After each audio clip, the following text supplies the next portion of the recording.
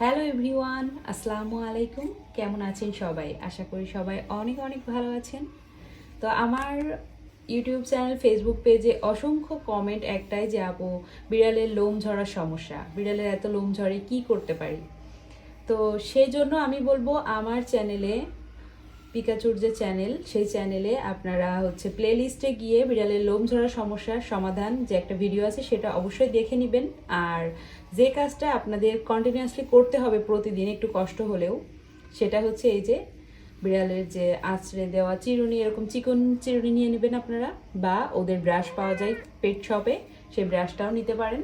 নিয়ে আপনারা প্রত্যেক দিন ওদের যে এক্সট্রা লোম ঝরে সেটা এইভাবে ক্লিন করে দিবেন। তাহলে আপনার বিছানা, বালিশ, কাঁথায় আর লোম হওয়ার কোনো সম্ভাবনা থাকবে না।